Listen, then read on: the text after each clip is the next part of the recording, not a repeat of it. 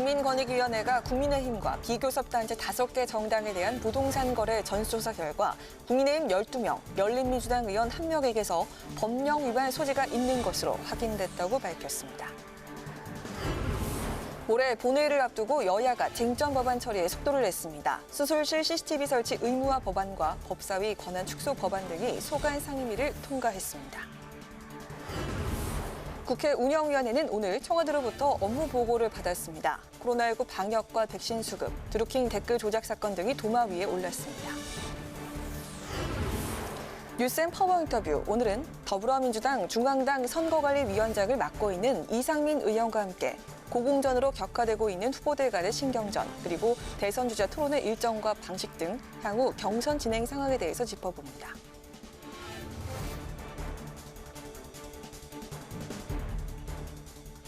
안녕하십니까. 8월 23일 의정 종합뉴스 뉴스엔 시작합니다. 오늘은 국회 운영위원회 생중계 관계로 늦게 보내드립니다. 국민권익위원회가 오늘 국민의힘과 비교섭단체 5개 정당 등 야당에 대한 부동산 거래 전수조사 결과를 발표했습니다. 국민의힘 의원과 가족 중 12명, 열린민주당 의원 1명에게 부동산 관련법 위반 의혹이 제기됐는데요. 자세한 소식 박지영 기자가 전합니다. 국민권익위원회가 조사한 대상은 국민의힘과 정의당, 열린민주당 등 비교섭단체 5당 소속 의원과 가족을 포함한 507명입니다. 권익위는 더불어민주당 부동산 전수조사 때와 마찬가지로 이들의 최근 7년간 부동산 거래 내역을 들여다봤습니다. 그 결과 국민의힘에선 소속 의원과 가족 중 12명에게 모두 13건의 의혹을 적발했습니다. 부동산 명의신탁 의혹이 1건, 편법 증여 등 세금 탈루 의혹이 2건이었고 토지보상법과 건축법, 공공주택특별법 등 위반 의혹이 4건, 농지법 위반 의혹이 6건으로 각각 확인됐습니다. 비교섭단체 5당 중에선 열린민주당 의원 1명에게 업무상 비밀 이용 의혹이 확인됐습니다. 정의당과 국민의당, 기본소득당, 시대전환 소속 의원은 부동산 거래 위반 의혹이 없는 걸로 조사됐습니다. 권익위는 조사 결과를 정부합동특별수사본부에 송부하고 지난 4월부터 진행해온 조사가 부동산 투기 행태를 획기적으로 근절하는 계기가 되길 바란다고 밝혔습니다.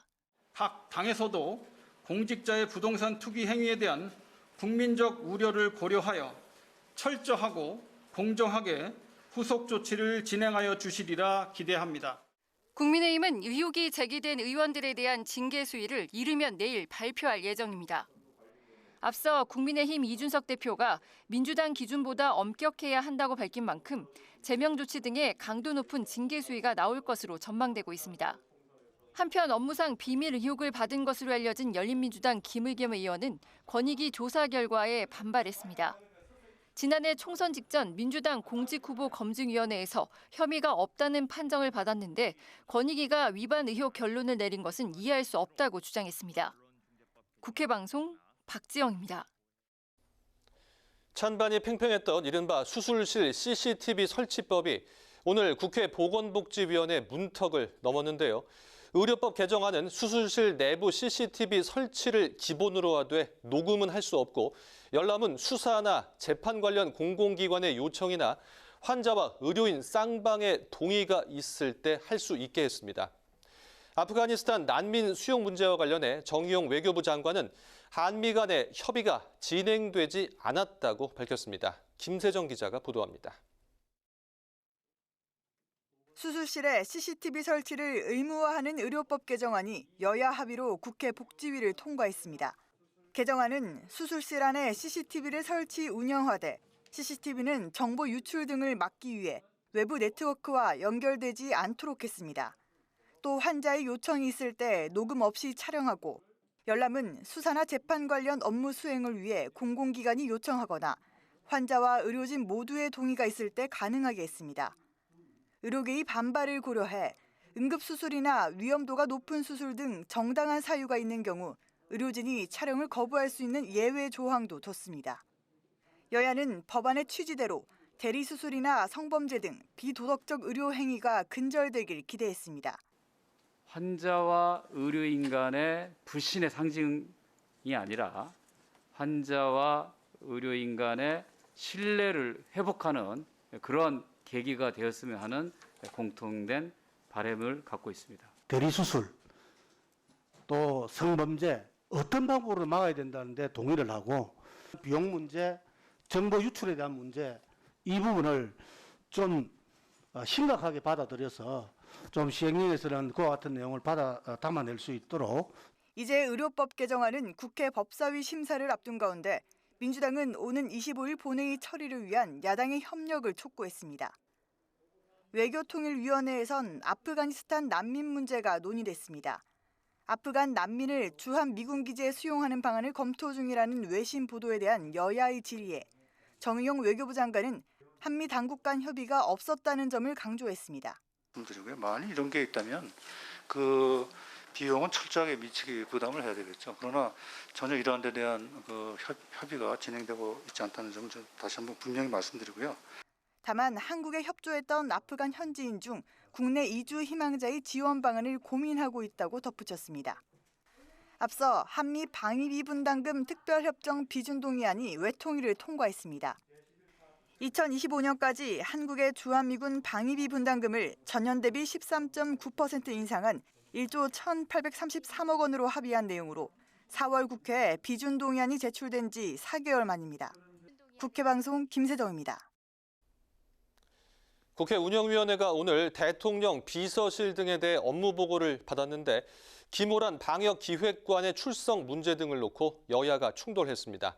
논란이 됐던 법사위의 심사 권한을 축소하는 국회법 개정안은 여야 합의로 처리됐습니다. 보도에 홍혜진 기자입니다. 운영위는 대통령 비서실 등을 상대로 업무 보고를 받았는데 김호란 방역기획관의 출석 문제와 드루킹 사건 등을 놓고 여야 간 공방이 벌어졌습니다. 국민의힘은 코로나 방역 실무 책임자인 김호란 방역기획관이 현재 방역 상황과 향후 계획 등을 국민들에게 설명해야 한다며 출석을 촉구했지만 파이자 모더나는 훨씬 가격도 비싸기 때문에 굳이 백신 구매를 서두를 필요가 없다고 그래서 오늘날 이 어마어마한 사태를 지금 만들어 놨는데 핑계로 해가지고 못 나오게 한다는 것은 지금 현재 청와대가 대답을 안 하겠다는 거잖아요.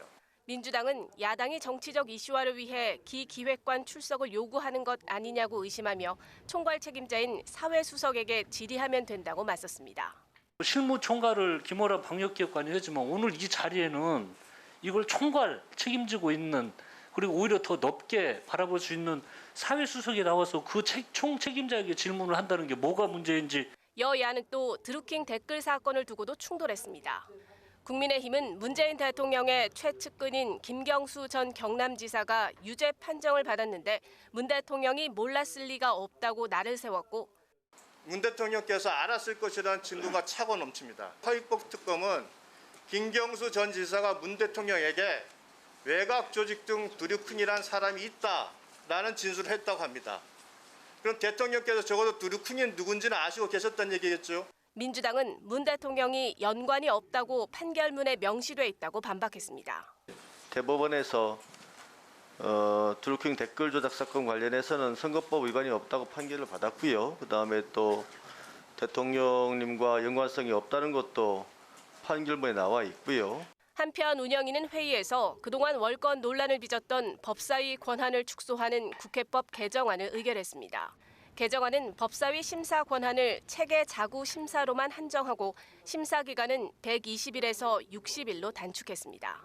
일부 의원들의 반대도 있었지만 여야 합의로 의결된 만큼 모레 열릴 본회의에서 처리될 것으로 보입니다. 이 밖에 운영위는 송두환 국가인권위원장 후보자에 대한 인사청문회를 오는 30일 개최하기로 결정했습니다. 국회방송 홍혜진입니다. 여야 대선 경선 소식 알아봅니다. 지난주 황교익 리스크로 떠들썩했던 더불어민주당은 첫 슈퍼위크를 앞두고 대선 주자들이 표심 얻기 총력전에 들어갔고요. 당 내홍이 깊었던 국민의힘은 이준석 대표가 공개 사과하고 선관위원장에 정홍원 전 국무총리를 선임하며 갈등 봉합에 나섰습니다. 장정현 기자가 보도합니다. 더불어민주당 대선 주자들은 다음 주 첫 지역별 경선 투표를 앞두고 본격적인 선거인단 경쟁에 돌입했습니다. 첫 경선 지역은 이달 31일부터 온라인 투표에 들어가는 충청으로 초반 판세를 이끌 수 있는 만큼 각 대선 주자 캠프 모두 충청권 표심 공략에 집중하고 있습니다. 다음 달 4일 대전 충남의 선거인단 투표 결과를 시작으로 세종 충북, 대구 경북, 강원 순으로 첫 슈퍼위크 투표 결과가 발표되면 사실상 경선 판세 윤곽이 드러날 것으로 전망되는데 이 결과에 따라 후보들 간 합종 연횡이 발생할 가능성도 배제할 수 없습니다. 민주당 경선은 1위 주자가 과반 득표를 하지 못하면 결선 투표가 진행되기 때문에 만약 결선 투표로까지 이어진다면 후보 연대를 통한 막판 뒤집기가 일어날 수도 있습니다. 첫 슈퍼위크를 앞두고 대선 주자들의 정책 대결도 심화되고 있습니다. 이낙연 후보는 오늘 위드 코로나 체제로의 변환을 촉구했고 정세균 후보는 5급 행정고시와 경찰대 폐지 등 4대 개혁 과제를 내놨습니다. 2심 송심 논란을 빚었던 이재명 후보와 송영길 대표는 잠시 뒤 만찬을 함께합니다. 국민의힘은 당내 경선을 관리할 선거관리위원장에 박근혜 정부 시절 정홍원 전 국무총리를 선임해 오는 26일 선관위를 출범시킵니다. 이주석 대표는 정 전 총리에게 경선 관리의 전권을 부여하겠다고 밝혔습니다. 그러면서 경선 준비 과정에서 불거진 당내 갈등에 대해 공개 사과했습니다. 모든 분란과 그리고 당내에 다소간의 오해가 발생했던 지점에 대해서 겸허하게 국민과 당원께 제가 진심을 담아서 사과의 말씀을 올리겠습니다. 이런 가운데 오는 25일 예정된 국민의힘 대선 예비 후보 비전 발표회의 연기 주장도 나왔습니다. 최재형 전 감사원장은 오는 25일 여당이 본회의 강행 처리를 예고한 언론중재법 개정안 저지를 위해 같은 날 예정된 비전 발표회를 미루고 당대표와 13명의 대선 예비 후보가 연석회의를 갖자고 제안했습니다. 국민의힘 지도부는 이미 언론중재법 개정안의 고강도 투쟁을 예고하고 있고 당내 대권 주자들도 투쟁 전선에 한 목소리를 내고 있어 25일 비전 발표회 진행 여부에 관심이 쏠리고 있습니다. 국회방송 장장현입니다. 이준석 국민의힘 대표가 국회방송과 지역 민방, KTV가 공동 마련한 특별 대담에 참석해 현안에 대한 입장을 밝혔습니다. 이 대표는 현재 대선 선거 구도와 관련해 안심할 수 없다고 진단했는데요. 최근 당내 갈등에 대해선 대선 주자들도 지도부와의 갈등이 유리하게 작용하지 않는다는 것을 확인했을 것이라고 강조했습니다. 보도에 임채원 기자입니다. 이준석 국민의힘 대표는 지금 대선 구도는 아직 안심할 수 있는 구도가 아니라고 우려했습니다. 여전히 문재인 대통령의 지지율이 40%대로 견고하다면서 대선 경선 과정에서 혁신이나 흥행 요소를 통해 당이 더 도약해야 한다고 강조했습니다. 앞서 대선 경선을 앞두고 벌어진 분란에 대해 사과한 이 대표는 지금까지의 갈등은 앞으로 벌어질 갈등의 10분의 1 수준이라고 말했습니다. 그러면서 면역 주사를 맞은 셈이라고 했는데 당내 대선 주자들도 지도부와의 갈등이 아무리 언론의 주목을 받는다고 하더라도 유리하게 작용하지 않는다는 것을 확인했을 것이라며 우회적으로 자제를 당부했습니다. 이거는 잠시 이제 일단락되고 좀 진행 과정 속에서 다시 불거질 수도 있겠지만 우선은 면역 주사를 잘 맞췄다 이렇게 봅니다. 이 대표는 당내 갈등의 주된 이유로 조직보다는 사람에 충성하기 때문이라고 진단하고 최종 후보가 결정되면 조직을 사랑하길 바란다고 강조했습니다. 지금은 저희가 갖고 있는 다소간의 그 다툼이라는 것이 사람을 조직보다 좋아하는 분이 더 많아서 그런 거다. 윤석열 후보에 대해 이 대표는 어느 지역에 가서 손을 흔들어도 환영받는 대중 정치인의 면모가 있다면서 다만 최근 윤 후보의 행보와 캠프 구성이 대중 정치인이라는 강점을 살리지 못한 것이 다소 아쉽다고 평가했습니다. 국민의당과의 합당 결렬에 대해서는 국민의당이 합당의 적기가 아니라고 판단했다고 생각한다면서도 합당하겠다는 전제는 여전히 열려 있다고 말했습니다. 이와 함께 이 대표는 대여투쟁과 관련해 여권에 대한 비판을 게을리하지 않겠다면서 중도층의 눈살을 찌푸리는 강경투쟁은 하지 않겠다고 밝혔습니다. 국회방송과 9개 지역 민방사 KTV가 공동으로 마련한 이준석 국민의힘 대표에게 듣는다 특별 대담은 오는 29일 일요일 오전 7시 40분 국회방송과 지역 민방 KTV에서 방영될 예정입니다. 국회방송 임천입니다. 더불어민주당 송영길 대표가 정부가 검토 중인 위드 코로나 방역 전환이 의료체계 부담을 가중할 수 있다며 우려를 표했습니다. 송 대표는 오늘 보건의료노조와 간담회에서 의료진과 노동자들의 희생에만 의존하는 방식으론 지속가능한 방역체계가 불가능하다며 공공의료 체계 강화와 의료 인력 확충, 충분한 예산 지원이 필요하다고 강조했습니다. 민주노총 전국보건의료산업노동조합 측은 다음 달로 예고된 파업 계획과 관련해 안 할 수 있으면 좋겠다며 현재 의료 현장은 인력 부족으로 정상적인 직장이라고 할 수 없다고 말했습니다. 민주당이 부울경 메가시티 비전위원회 첫 회의를 열고 부울경 지역발전 방안을 논의했습니다. 더불어민주당 송영길 대표는 수도권이 발전할수록 지방 소멸 우려가 있다며 지난해 통과된 지방자치법을 통해서 부울경 메가시티가 법적 지위를 얻은 만큼 후속 대책이 필요하다고 말했습니다. 부울경 메가시티위원회 김정호 부위원장은 부산 신항을 진해 신항까지 확장하고 가덕 국제공항을 건설해서 부울경 지역을 1시간 생활권이 되도록 광역철도망 경제 공동체를 만들 것이라고 강조했습니다. 국민의힘이 문재인 정부의 예측 불가능한 주택 정책 때문에 애꿎은 국민만 멘붕에 빠져 있다며 금융당국의 대출 규제를 비판했습니다. 김기현 원내대표는 오늘 최고위원회의에서 가계대출이 장기적으로는 국가 경제에 큰 부담이라 금융당국 개입이 불가피한 측면이 있지만 가계부채가 늘어난 원인은 전적으로 문재인 정부의 무능에 있다고 주장했습니다. 김 대표는 무서운 집값 상승률에 이른바 영끌 대출과 패닉바잉이 벌어졌고 임대차 3법 탓에 전세 난민으로 몰린 임차인들이 대출을 받을 수밖에 없게 됐다고 지적했습니다.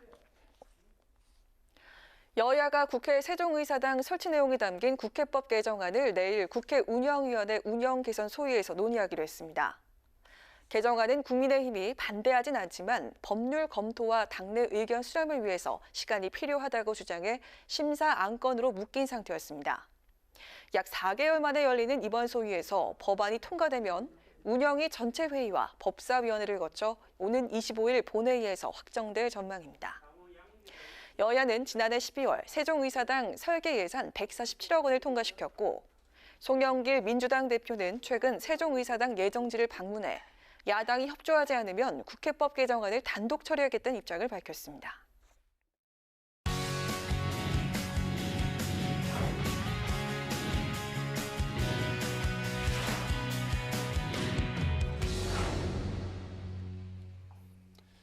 네, 이슈 분석 오늘은 김희연 기자와 함께합니다. 김 기자, 어서 오세요. 안녕하세요. 네, 오늘 오후였죠. 국민권익위원회가 이 야당 의원들의 부동산 거래 전수조사 결과를 발표했습니다. 네. 뭐 우연이겠지만 민주당처럼 국민의힘에서도 12명이 똑같이 나왔습니다. 그렇습니다. 당에서 앞으로 어떤 조치를 할까요?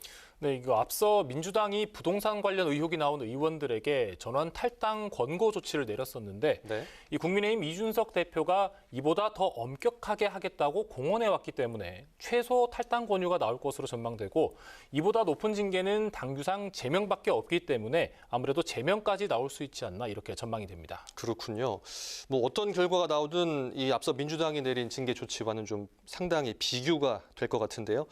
민주당은 앞서 일괄적으로 탈당 권유 조치를 내렸었고 뭐 당시에 반발했던 분도 있고 그랬던 걸로 기억하는데요. 어떻습니까? 네, 맞습니다. 민주당에서 부동산 관련 의혹을 받은 의원은 모두 12명이었는데요. 네. 이 중 2명은 비례대표 의원인데 자진 탈당을 하면 의원직을 상실하기 때문에 당에서 제명을 했고 의원직을 유지했습니다. 지역구 의원 10명 중에서는 5명이 탈당계를 제출했고 나머지 5명은 말씀하신 대로 반발하면서 탈당계를 내지 않았는데요. 네. 그나마 탈당계를 제출한 5명도 현재까지 당적을 유지하고 있어 민주당에서 부동산 의혹과 관련해 징계를 받아 당적을 잃은 사람은 비례대표 의원 2명뿐입니다. 탈당 권유 조치가 물론 가볍지 않은 조치지만 이 민주당에서 실질적으로 이루어지지 않았기 때문에 국민의힘에서는 이것보다 좀 더 높은 수위의 징계가 내려질 것으로 전망됩니다. 네, 이 민주당에서는 발표 직후 다음 날 아마 바로 조치를 내리지 않았었습니까? 네, 맞습니다. 그랬던 걸로 기억을 하는데 국민의힘에서는 그렇다면 언제쯤 조치를 내릴까요? 네, 국민의힘에서도 일단 지도부가 조사 결과를 보고 논의한 후에 이르면 내일쯤에 발표할 것으로 예측이 되는데요. 네. 이 허은하 수석 대변인은 오늘 최고위원회의 후 브리핑에서 이 이 오해가 있는 당사자가 있을 수 있기 때문에 지도부에서 논의하고 내일 회의를 통해서 발표할 수 있지 않을까 예측했습니다. 네, 말씀하신 대로 오해가 있다면은 이것도 반발도 예상이 되고요. 지금 의석수가 많지 않은 편인데 여기서 12명이 또 나가게 되거나 뭔가 그런 조치가 이루어지면 문제가 될 것 같은데 이런 것들 좀 쟁점으로 지금 부각되고 있지 않습니까? 네, 맞습니다. 일단은 이 후속 조치를 일률적으로 12명에게 모두 다 동일하게 적용을 할 거냐 아니면 경중에 따라서 징계 수위를 좀 달리할 거냐로 나눠질 것 같은데요. 일단 일률적으로 탈당 권유 조치가 내려지면 이 민주당과 똑같은 조치를 하는 거기 때문에 더 엄격히 하겠다는 약속을 못 지킨 데에 대한 비판이 나올 테고 또 징계 수위를 높여서 모두 다 제명을 하면 이 의석수가 너무 적어지는 게 고심입니다.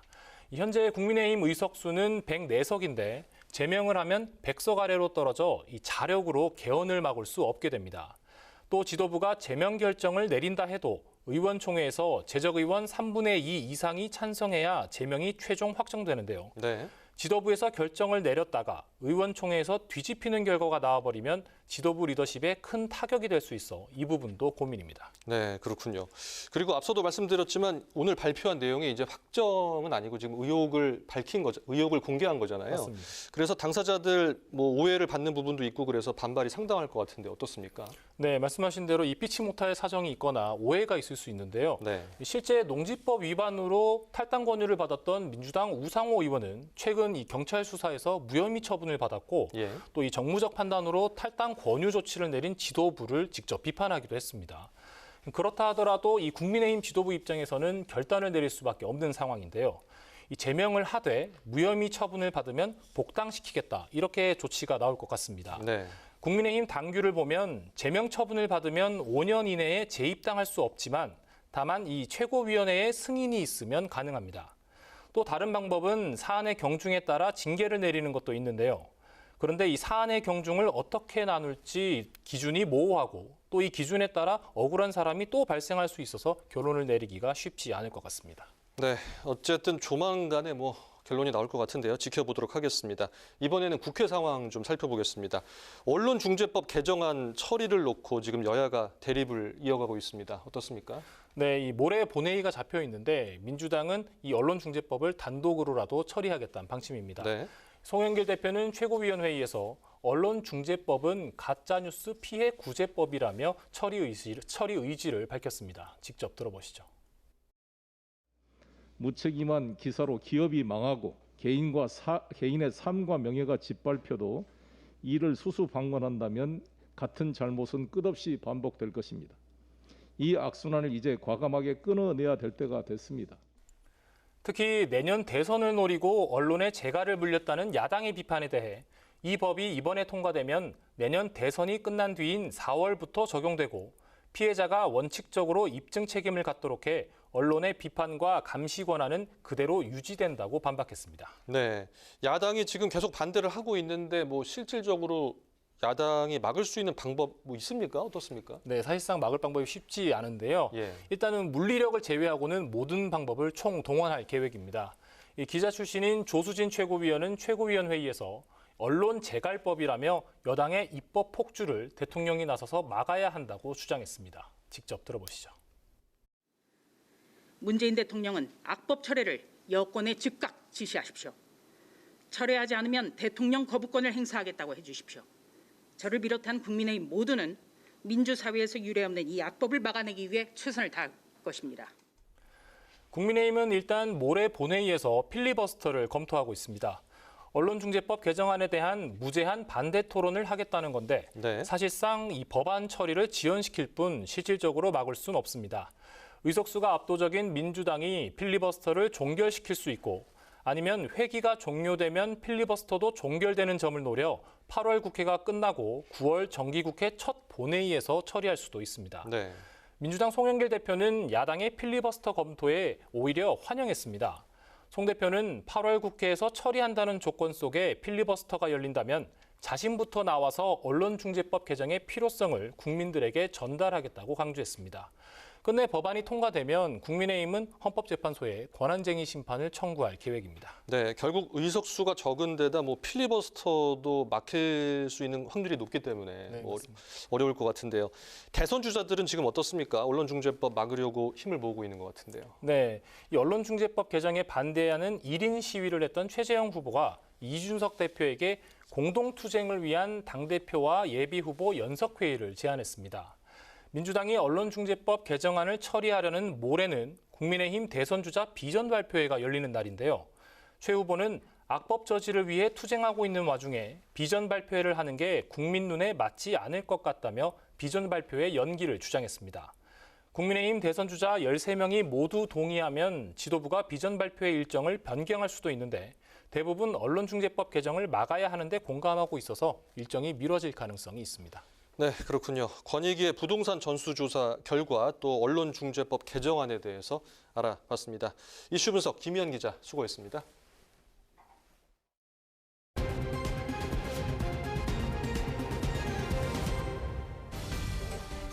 강하랑의 정치톡 시간입니다. 8월 23일 시선을 집중시킨 정치 뉴스 만나보시죠.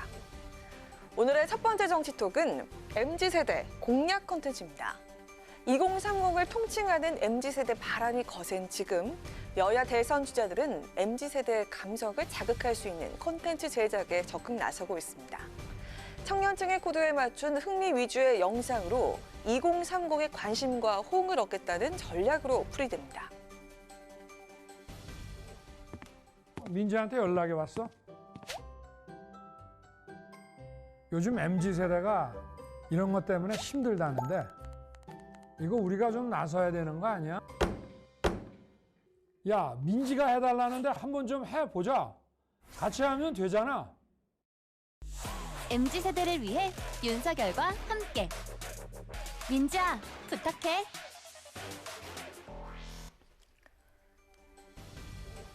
국민의힘 대선 주자인 윤석열 예비후보는 청년 세대와 본격적인 소통을 예고하면서 온라인 캠페인 민지야 부탁해를 시작했는데요. 민지는 MZ세대를 의인화한 컨셉으로 윤 후보 측은 이 캠페인을 통해서 청년 문제 해결을 위한 다양한 정책 아이디어를 모색할 예정이라고 밝혔습니다. 한편 더불어민주당 이재명 경기지사는 젊은 층을 중심으로 유행하는 퍼스널 컬러 진단 체험에 나섰습니다. 퍼스널 컬러는 쿨톤, 웜톤 등 개개인과 어울리는 색상으로 트렌드에 민감한 MZ세대 사이에서 큰 인기를 끌고 있는데요. 이를 두고 이 지사가 청년층 표심을 겨냥해서 해당 체험에 나섰다는 해석이 나오고 있습니다. 이어 정세균 전 국무총리도 인스타그램에 세균맨의 밸런스 게임 영상을 공개해서 눈길을 끌었습니다. 두 가지 선택지 중에서 순발력으로 하나를 고르는 게임인데요. 그 영상 직접 확인해 보시죠.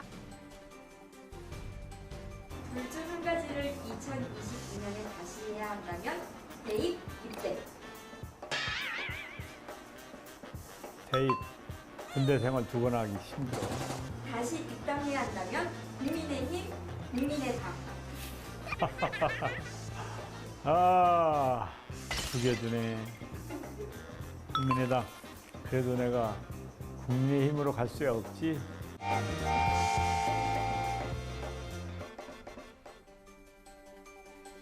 내년 대선에서 MZ세대 표심이 중요 변수로 떠오른 만큼 여야 대선 주자들의 MZ세대를 향한 구애는 계속될 것으로 보입니다. 좋은 아이디어다라는 긍정적인 평가와 함께 와닿지 않는다, 인위적인 연출일 뿐이란 비판이 엇갈리고 있는 지금 여야 대선 주자들의 눈물겨운 온라인 소통, MZ세대들은 과연 어떻게 평가할까요? 이어서 오늘의 두 번째 정치톡입니다. 최초 페미 대통령 되겠답니다. 정의당 이정미 전 대표가 대통령 선거 공식 출마를 선언했습니다. 이 전 대표는 오늘 오전 기자회견을 통해서 누구도 차별받지 않는 나라, 대한민국 최초의 페미니스트 대통령이 되겠다며 여성 표심을 공략했습니다. 스스로 페미니스트 대통령이 되겠다고 선언했던 문재인 대통령 시대. 그 시대에 경험한 우리 여성들의 배신감을 저는 잘 알고 있습니다. 그 무엇보다 사회적 혐오와 차별, 폭력에는 어떠한 타협도 하지 않겠다는 최고 통치권자의 의지를 보여주는 대한민국 최초의 페미니스트 대통령이 되겠습니다. 이 전 대표는 이어 지금의 이익을 위해 꿈쩍도 하지 않는 기득권 세력들로부터 바통을 빼앗아 청년 세대에게 건네주는 일을 하고자 한다며 안간힘을 쓰지 않고 어깨에 힘 좀 빼도 살아갈 만한 세상, 꿈을 위해 무언가를 포기하지 않아도 괜찮은 삶.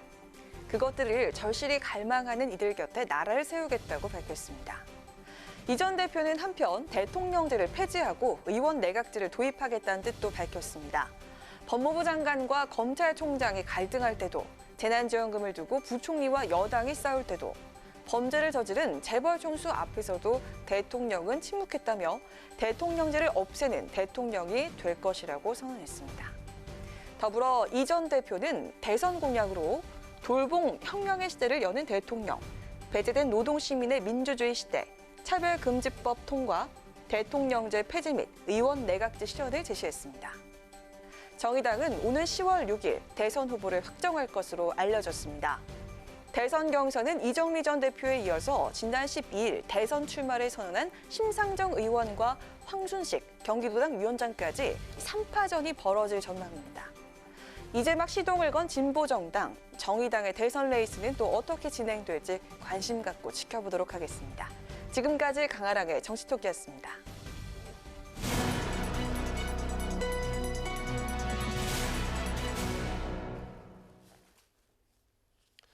네, 앞서 전해드렸듯이 국민권익위, 국민의힘 소속 의원들에 대한 부동산 전수조사 결과를 발표하면서 당의 후속 조치에 온 관심이 쏠리고 있습니다. 이 가운데 국민의힘 이준석 대표는 다중 분열된 당 봉합 작업에 착수했는데요. 현재 국민의힘 분위기는 어떤지 오늘은 국민의힘 신인규 상근 부대변인 화상으로 연결해서 자세한 내용 알아보도록 하겠습니다. 안녕하십니까? 안녕하세요. 안녕하십니까? 신인규입니다. 네, 그간 최고위 회의에서 모두 발언을 아꼈던 이준석 대표, 오늘은 입을 떼고 이 당내 분란과 관련해서 고개를 숙였습니다. 사실 주말까지만 해도 경선 버스 운전대를 뽑아갔다면서 불쾌감을 드러냈는데 오늘 갑작스럽게 지금 방침을 바꿨습니다.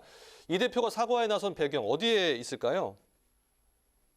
예, 그동안 저희 당을 둘러싸고 이제 경선준비위원회가 이제 가동이 되었는데요. 네. 그 과정 속에서 이제 여러 가지 분란이 있었던 것이 사실입니다. 또 그와 동시에 또 당대표에 대한 당 운영에 대한 또 문제점도 많이 있었고요. 또 당대표를 이유 없이 흔든다라는 그런 비판도 많았습니다. 이런 당의 그런 그 혼란을 조기에 수습하고 이제 선관위가 곧 발족이 되기 때문에 조기에 수습하기 위한 배경에서 오늘 이준석 대표께서 사과를 한 것으로 보시면 좋을 것 같습니다. 네, 그런데요, 이 비대위 추진설처럼 계속 이준석 체제 흔들기가 또 이어질 수도 있지 않습니까? 만약에 그렇다면은 앞으로 상황이 좀 어떻게 흘러갈 것이라고 보십니까?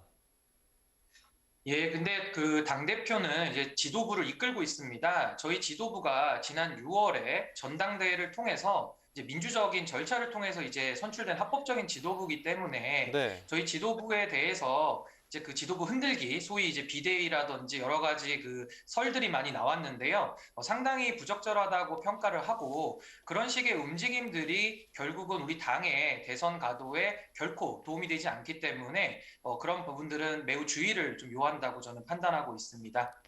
네, 국민의힘 선거관리위원장에 정홍원 전 국무총리를 임명을 했습니다. 과정과 배경을 좀 알려주시죠. 예, 지금 선관위원장으로 여러 훌륭한 이제 보수 쪽에 계신 어르신들이 많이 이렇게 논의가 되었는데요. 결국은 이제 정홍원 전 국무총리께서 이제 선정이 되셨습니다. 정홍원 전 총리께서는 이제 박근혜 정부 초대 총리를 지내셨기도 하고요. 그 이전에는 이제 2012년에 새누리당에서 공천관리위원회 위원장으로서 새누리당의 총선 승리를 이끈 경험이 있는 유능한 지도자이십니다.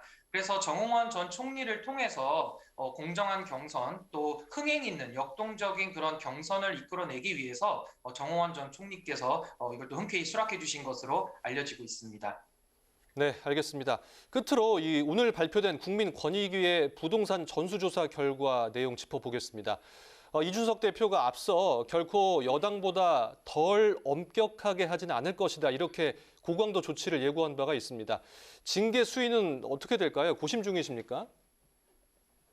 예, 오늘 오후 4시에 국민권익위원회에서 이제 저희 국민의힘과 또 열린민주당에 대한 이제 국회의원들의 그 부동산 투기 의혹에 대한 이제 결과 발표를 했습니다. 네. 근데 이건 말 그대로 의혹에 대한 것이기 때문에 사실 이게 사실관계가 아직 확정이 된 것은 아니거든요.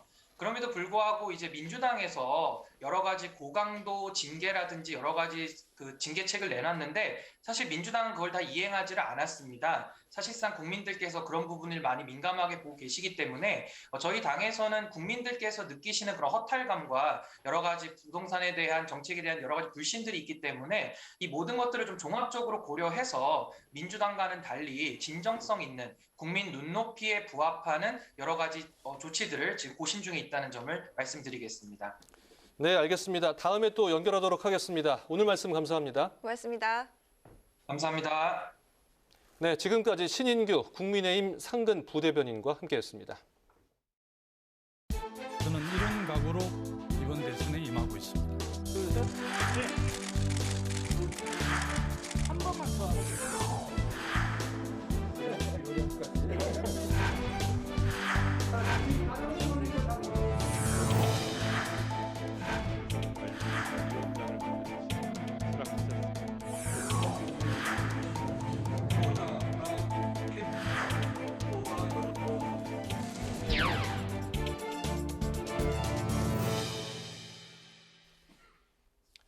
네, 이번 시간은 뉴스앤 파워 인터뷰 코너입니다.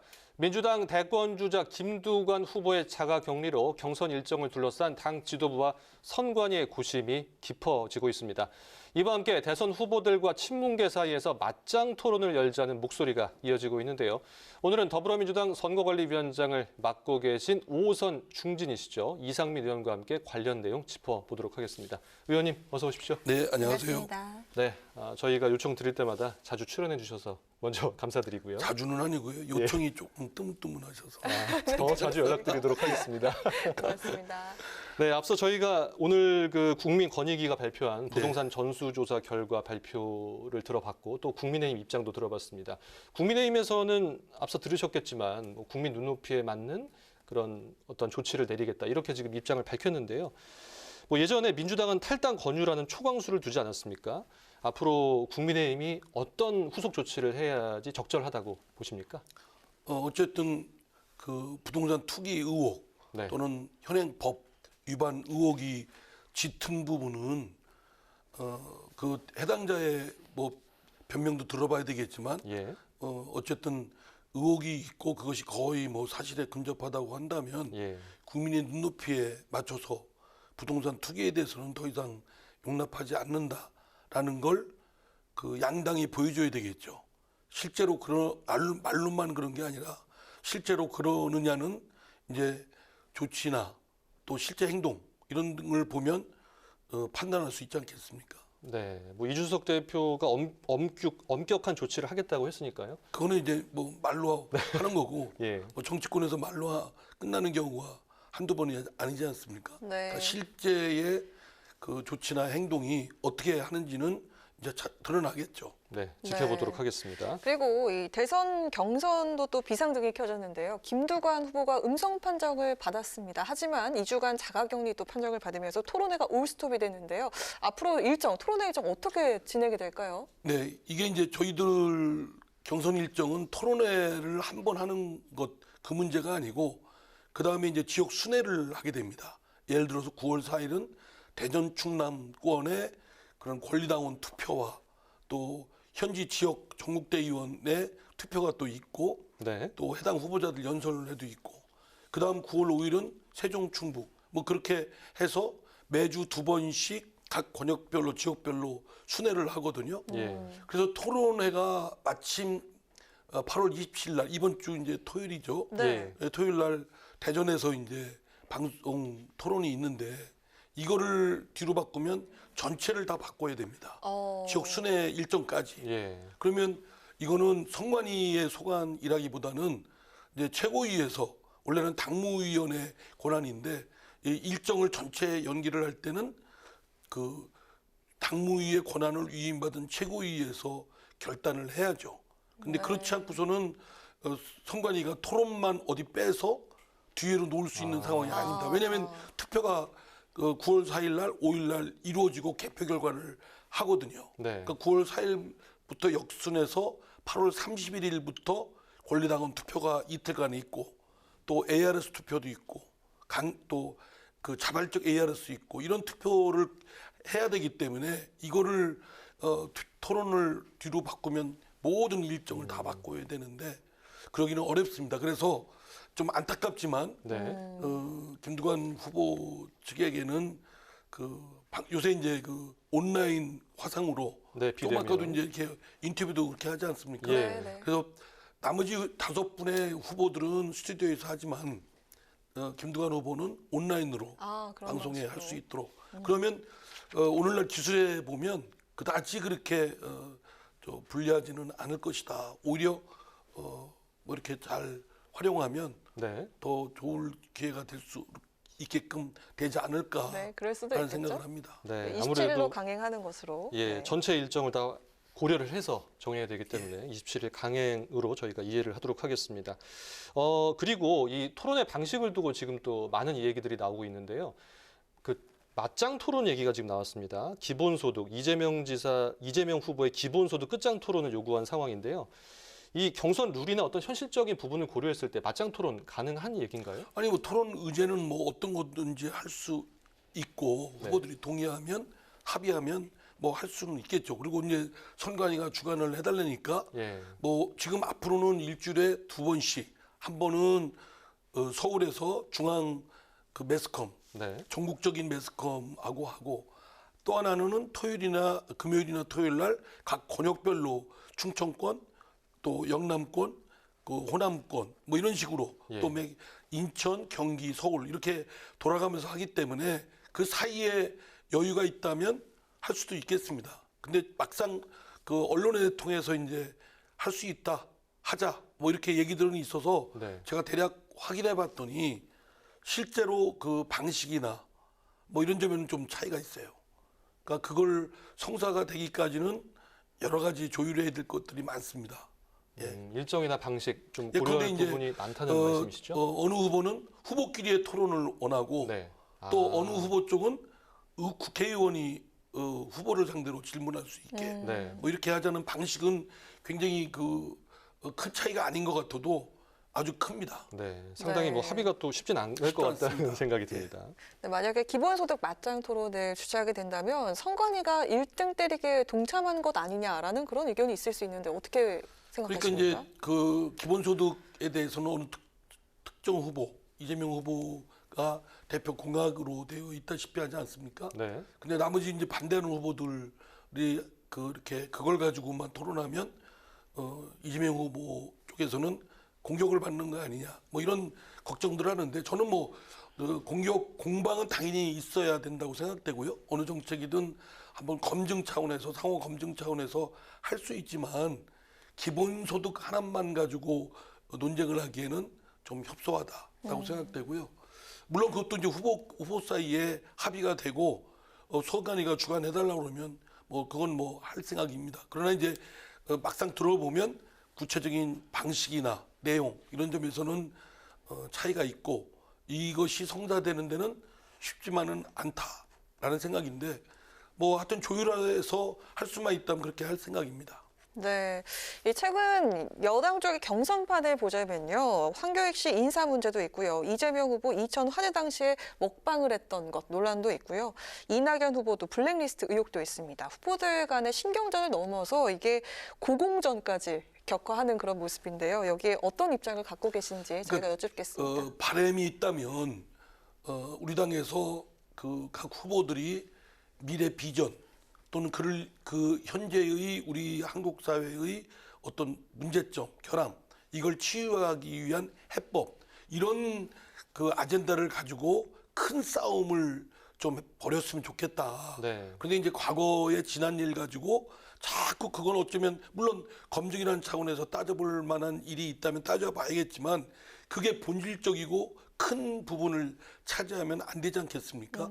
그래서 후보들의 공방, 논쟁은 좀 미래 비전과 또는 그를 마련하기 위한 해법, 방법론 이런 거 가지고 큰 좀 결투, 네. 경쟁을 좀 벌였으면 좋겠다. 정책 그래서 대결이 바라보는 되겠죠? 국민들께서 아주 뭐 시원시원하고 네. 그 비전과 그 어떤 방법, 해법을 들으면 저분들이 더불어민주당다운 어떤 역량과 또 비전을 갖춘 분들이니까 뭔가를 해결해낼 수 있겠다. 이런 믿음을 주지 않겠습니까? 네.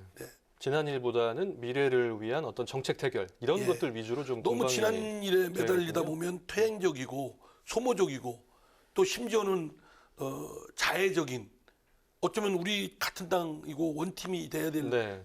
동지들 아니겠습니까? 근데 과거 일 가지고 상처를 주다 보면 그게 지나치다 보면 이제 마음에 깊은 서로 간에 네. 상처를 입고 나중에 훗날 이제 경선이 끝나고 나서 어느 후보가 결정됐을 때 다른 후보들과 함께 원팀을 이루는 데는 걸림돌로 작용할 네. 수가 있죠. 그래서 검증은 필요하지만 그러나 부분적으로 비중을 보면 미래 비전과 그것도 현재의 문제를 해결하는 그 점에 더 큰 비중과 부분을 차지하도록 해야 되고 과거 검증은 좀 감촉격으로 이렇게 좀 했으면 좋겠습니다. 예, 생산적인 검증을 좀 해야 될 것 같습니다.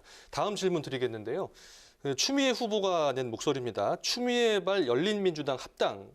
여기에 이재명, 김두관 후보도 지금 찬성하는 모습을 보였는데 위원장님께서는 여기에 반대를 하셨습니다.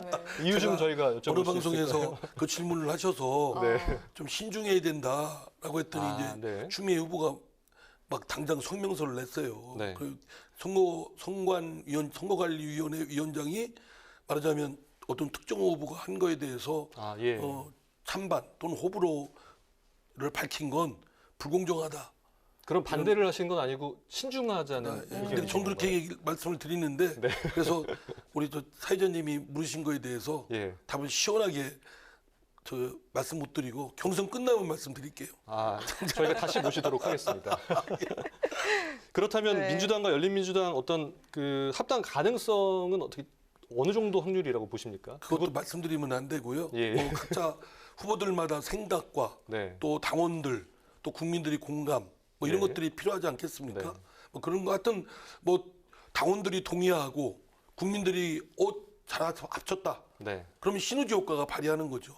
그런데 그 국민들도 공감 못하고 당원들도 뭐 좀 이렇게 긴가민감하고 그러면 성사되기가 쉽지 않고 그러니까 그거는 좀 앞으로의 공론화 과정이나 그런 것들을 좀 지켜봐야 판단할 수 있을 거다라고 생각합니다. 제가 좀 회피적인 발언을 말씀을 드려서 아닙니다. 신중한 답변을 해주신 걸로 저희가 이해하도록 하겠습니다. 네, 이번엔 답변을 좀 하실 수 있는 질문을 드려볼게요. 야당 쪽 경선 관련 질문인데요. 국민의힘 이준석 대표와 윤석열 후보 간의 힘대결 끝에 결국 토론회가 취소되고 모레 비전 발표회가 열리는데 이런 상황들 어떻게 지켜보셨습니까? 그래서 저는 뭐 토론을 하면 되고 물론 선거관리위원회가 출범해서 선관위가 뭐 그때 하면 형식 논리적으로야 그건 맞는 말인데 그러나 당대표가 좀 그 후보들을 띄우기 위해서 분위기를 좀 붐업하기 위해서 토론회 한다는데 굳이 그거를 뭐 안 하겠다 뭐 그거는 경선 준비위원회가 할 일이 아니다 왜 대표가 관여하냐 이런 그런 아주 코딱지만한 거 가지고 싸우는 걸 보면 참 좀 젊은이들 요새 말로 쪼잔하게 보입니다. 좀 하면 되지 뭐 그게 뭐 대단하다고 그거 토론해도 한 번밖에 더 해요. 선관위가 또 출범하면 되는 거지. 제가 볼 때는 잘한다 이렇게 생각을 합니다.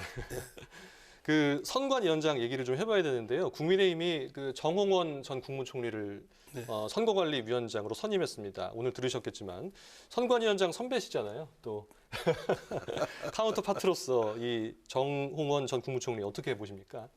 그래서 하여튼 양당이 대선에서 정말 멋진 승부 경쟁을 좀 했으면 좋겠습니다. 그렇게 하는데 선관위원장으로서는 그 자당 저는 뭐 민주당의 승리를 위해서 또 정홍원 그 선관위원장은 또 그 국민의힘의 승리를 위해서 애써야 되지만 그러나 그 더 중요한 거는 국민들의 마음을 얻는 게 더 중요하지 않겠습니까?